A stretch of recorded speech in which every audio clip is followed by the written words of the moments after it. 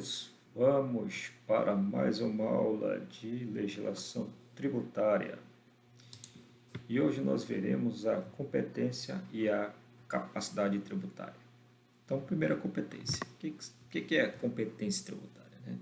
A atribuição instituída constitucional de instituir impostos. Então, essa competência ela diz respeito aos entes da federação, estados, União, Distrito Federal e municípios. Também pode ser chamado de poder de tributar. Então, a instituição dos tributos, em regra, é tarefa tipicamente legislativa, que a gente já sabe, tem que passar pela Assembleia, pela Câmara, né? E a Constituição não dispõe de forma contrária. Significa que, para instituir um tributo, ou a sua modificação, ou a sua revogação, tem que dar por lei ordinária, que a gente já viu em aulas anteriores. Bem, o titular da competência tributária, que são os entes da federação, tem a opção de não exercitá-la, quer dizer, eles têm a opção de não cobrar impostos. Um exemplo é o imposto que é o IGF, que é o Imposto Federal de Grandes Fortunas, que até hoje ele não é cobrado. Ele existe, mas só que ele não é cobrado. Assim como o Imposto sobre Serviços, que é o ISS dos municípios, em certos municípios também eles não são cobrados. Então, competência, competência tributária, o titular da competência, União, Estado, município, Distrito Federal, tem essa competência de cobrar imposto, mas não é obrigada, né? Ele pode optar por não exercitar. Essas circunstâncias não incluem a possibilidade de o tributo ser instituído em qualquer tempo, visto que a não instituição não significa renúncia à competência tributária, tá certo?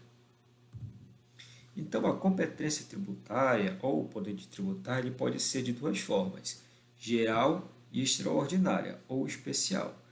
A geral ela é privativa, pode ser geral privativa, geral comum, geral cumulativa ou múltipla ou geral residual. E a extraordinária é extraordinária ou especial. Então, a gente vai ver um pouquinho dessa competência. Da geral privativa, ó, é aquela destinada exclusivamente a determinada pessoa jurídica de direito público. Os impostos são de competência privativa, pois a Constituição adotou a metodologia de alencar a competência de cada membro da federação. Então, cada membro da federação tem o poder exclusivamente de colocar determinado imposto. Olha, é a competência, no caso, a geral privativa, para criar impostos atribuída exclusivamente à União, que pode ainda instituir as contribuições sociais e os empréstimos compulsórios, como a gente já viu. A competência para criar contribuição de previdência dos funcionalismo público estadual, distrital e municipal, que é atribuída aos estados e ao Distrito Federal e aos municípios. Então, a geral privativa é a competência de criar impostos atribuída com exclusividade a um ente público, no caso, a União. A União pode ainda instituir as contribuições sociais e empréstimos compulsórios, tá certo?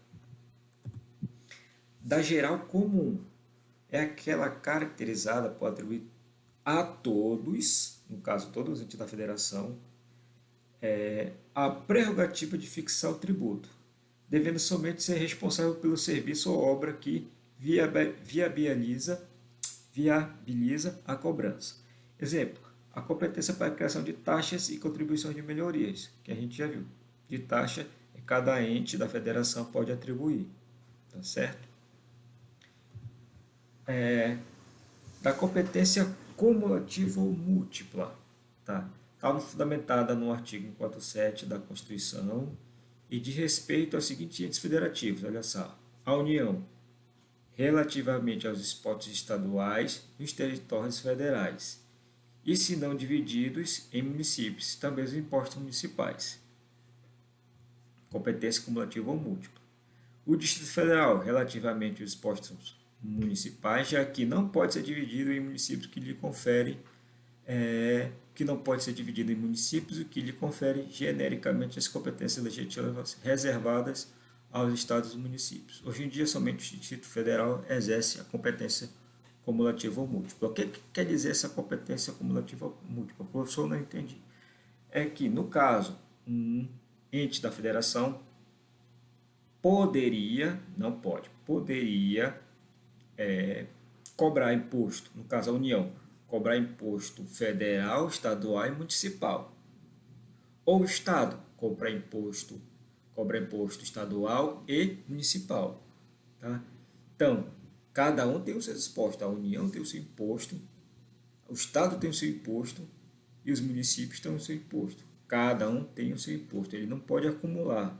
Quer dizer, a União não pode acumular os impostos estaduais e municipais.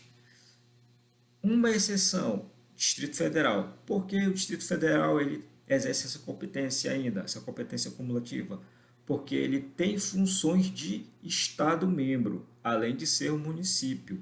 Ele é um distrito federal. Ele é um distrito federal, porque ele, lá no Distrito Federal, ele acumula tantas competências de Estado como de município. Então, ele pode acumular, ter essa competência acumulativa, cobrando os impostos estaduais e os impostos municipais. Por isso que somente o Distrito Federal tem essa competência acumulativa. O restante não tem. Tá? Então, qual é a exceção em relação à competência acumulativa? Distrito Federal. Tá? Competência geral residual. Competência geral residual é a possibilidade de a União instituir outros impostos diferentes dos afetos à sua competência privativa, desde que não sejam cumulativos, né, e não tenham fato gerador ou base de cálculo coincidente com outro imposto. A competência residual pode, portanto, ser utilizada exclusivamente pela União, não só para a instituição de impostos novos, mas também para a criação de contribuições para a Seguridade Social incidentes sobre fontes. Então, a competência geral residual, mais uma vez, tem a ver com a União. Possibilidade da União instituir outros impostos diferentes daquela da competência privativa dela, daqueles impostos que são somente da União, desde que esses impostos não sejam cumulativos, quer dizer, que não sejam impostos estaduais e que não tenham uma base de cálculo ou fato gerador coincidente com outros impostos, tá bom?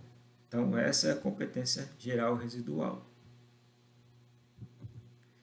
A extraordinária, a gente saiu agora da comum, daquela lá, agora da competência extraordinária ou especial. Olha só. Mais uma vez relacionada à União. É aquela que atribui à União a possibilidade de instituir impostos extraordinários na eminência ou no caso de guerra externa, compreendidos ou não em uma competência tributária, os quais serão suprimidos gradativamente cessadas as causas de sua criação. Lá no artigo 76 do CTN, complementa a regra constitucional estabelecendo o prazo de 5 anos contados da data de celebração da paz para sua supressão, para o imposto. Então, esse da competência extraordinária especial, ele está falando que, mais uma vez, somente a União pode instituir impostos em caso de guerra externa, né, ou iminência de guerra, ou a gente já está em guerra, ou de repente vamos entrar em guerra. Então, somente a União tem esse poder de instituir impostos desta forma, tá? Para ajudar, no caso, a financiar a guerra, né? E também fala que, em regra, né, no caso, conforme a guerra se acabe, vai ter, né, vai ser gradativamente esse imposto, ele vai sendo acabado, né, vão cortando os impostos até ele se acabar de vez. E esse prazo para deixar de existir o imposto, no caso desse extraordinário e especial, é de 5 anos. Então, no caso, celebrou a paz no ano de 2020. Então, esse imposto criado para financiar a guerra, ele vai ter que ir suprindo até o final de 2025. Tá? Espero que tenham entendido esta parte. Bem, gente, Bem, a gente viu agora um pouco da competência, agora vamos falar um pouco da capacidade. A competência tributária ela é indelegável, então olha só, a competência tributária, ela não, o Estado, no caso, cada um tem a sua competência, União, Estado, município e Distrito Federal. Então ela é indelegável, ele não pode passar essa responsabilidade para um outro ente. Então a competência tributária é indelegável. Dispõe isso lá no CTN, no artigo 7. Salvo em relações de função, no caso, arrecadar ou fiscalizar tributos. Então, o órgão competente, o órgão da competência tributária, ele pode sancionar um outro órgão para arrecadar ou fiscalizar os tributos. E também executar leis, serviços, atos ou decisões em matéria tributária. Tá bom? Então, no caso, eu sendo o Estado, eu posso delegar a algum outro órgão a função de arrecadar e fiscalizar certos tributos.